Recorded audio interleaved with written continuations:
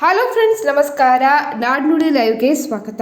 ಸ್ನೇಹಿತರೆ, ಇದೀಗ ಮಕ್ಕಳಿಗೆ ಗುಡ್ ನ್ಯೂಸ್ ಸುದ್ದಿಯೊಂದು ಇದೆ. ಭಾಗ್ಯಲಕ್ಷ್ಮಿ ಬಾಂಡ್ ಬಗ್ಗೆ ಇದೀಗ ಸಿಹಿ ಸುದ್ದಿಯೊಂದು ಸಿಕ್ಕಿದ್ದು. ಈ ಹಣ ಪಡೆಯುವುದು ಹೇಗೆ ಎನ್ನುವ ಮಾಹಿತಿ ಈ ವಿಡಿಯೋದಲ್ಲಿದೆ.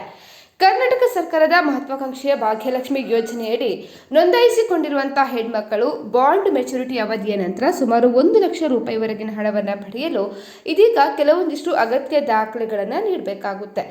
ಇದೀಗ ನೀವು ಅರ್ಜಿಯನ್ನು ಸಲ್ಲಿಸೋದಕ್ಕೆ ಬಾಂಡ್ ಹಣ ಪಡೆಯಲು ಹೆಣ್ಣು ಮಗುವಿಗೆ ಕಡ್ಡಾಯವಾಗಿ 18 ವರ್ಷ ಪೂರ್ಣಗೊಂಡಿರಬೇಕು. ಮಗು ಕನಿಷ್ಠ 8ನೇ ತರಗತಿಯವರೆಗೆ ಶಿಕ್ಷಣವನ್ನು ಪೂರ್ಣಗೊಳಿಸಿರಬೇಕು. ಇನ್ನು 18 ವರ್ಷಕ್ಕೆ ಮುನ್ನ ಮಗುವಿಗೆ ಮದುವೆಯಾಗಿರಬಾರ್ದು. ಮಗು ಯಾವುದೇ ಬಾಲಕಾರ್ಮಿಕ ಚಟುವಟಿಕೆಯಲ್ಲಿ ತೊಡಗಿಸಿಕೊಂಡಿರಬಾರ್ದು. ಇದಕ್ಕೆ ದಾಖಲೆಗಳು ನೋಡುವುದಾದರೆ, ಒಂದು ವೇಳೆ ಬಾಂಡ್ ಕಳೆದು ಹೋಗಿದ್ರೆ ಅದರ ಜೆರಾಕ್ಸ್ ಪ್ರತಿ ಮತ್ತು ಸ್ವಯಂ ಘೋಷಣಾ ಪತ್ರ ನೀಡಬೇಕು. ಮಗುವಿನ ಆಧಾರ್ ಕಾರ್ಡ್ ಕಡ್ಡಾಯವಾಗಿದ್ದು ಬಾಂಡ್ನಲ್ಲಿರುವ ಹೆಸರು ಮತ್ತೆ ಆಧಾರ್ ಹೆಸರು ಒಂದೇ ಆಗಿರಬೇಕು. ಇನ್ನು ಪೋಷಕರ ಆಧಾರ್ ಕಾರ್ಡ್ ಪ್ರತಿಗಳು ಕೂಡ ಬೇಕಾಗುತ್ತೆ.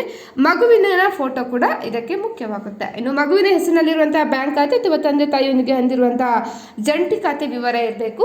ಓದಿದ ಶಾಲೆಯಿಂದ ಪಡೆದ 8ನೇ ತರಗತಿಯ ವ್ಯಾಸಂಗ ಪ್ರಮಾಣ ಪತ್ರ ಕೂಡ ಬೇಕಾಗುತ್ತೆ.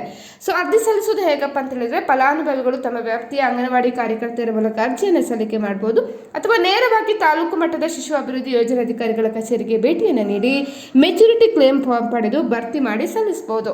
ಇನ್ನು ಅರ್ಜಿಯೊಂದಿಗೆ ಮೇಲೆ ತಿಳಿಸಿದ ಎಲ್ಲಾ ದಾಖಲೆಗಳನ್ನು ನೀವು ಲಗತ್ತಿಸಬೇಕು. ಇನ್ನು ಅರ್ಜಿ ಸಲ್ಲಿಸಿ ಎಲ್ಲಾ ದಾಖಲೆಗಳು ಸರಿಯಾಗಿದ್ದರೆ ಅಧಿಕಾರಿಗಳ ಅನುಮೋದನೆಯ ನಂತರ ಅಂದಾಜು 1 ರಿಂದ 2 ತಿಂಗಳ ಒಳಗಾಗಿ ಹಣವು ನೇರವಾಗಿ ಫಲಾನುಭವಿಯ ಬ್ಯಾಂಕ್ ಖಾತೆಗೆ ಜಮೆಯಾಗುತ್ತೆ. ಒಂದು ವೇಳೆ ಮಗು 18 ವರ್ಷ ತುಂಬುವ ಮುನ್ನವೇ ಮರಣ ಹೊಂದಿದ್ರೆ ಈ ಹಣ ಲಭ್ಯ ಇರೋದಿಲ್ಲ. ಆದರೆ 18 ವರ್ಷ ತುಂಬಿದ ನಂತರ ಮರಣ ಹೊಂದಿದ್ರೆ ಪೋಷಕರಿಗೆ ಈ ಸೌಲಭ್ಯ ಸಿಗಲು ಅವಕಾಶವಿರುತ್ತೆ. ಸ್ನೇಹಿತರೆ, ಈ ಬಗ್ಗೆ ನಿಮ್ಮ ಅನಿಸಿಕೆಯನ್ನು ಕಮೆಂಟ್ ಮಾಡಿ. ನಮ್ಮ ಚಾನೆಲ್ ಅನ್ನು ಕೂಡ ಸಬ್ಸ್ಕ್ರೈಬ್ ಮಾಡ್ಕೊಳ್ಳಿ.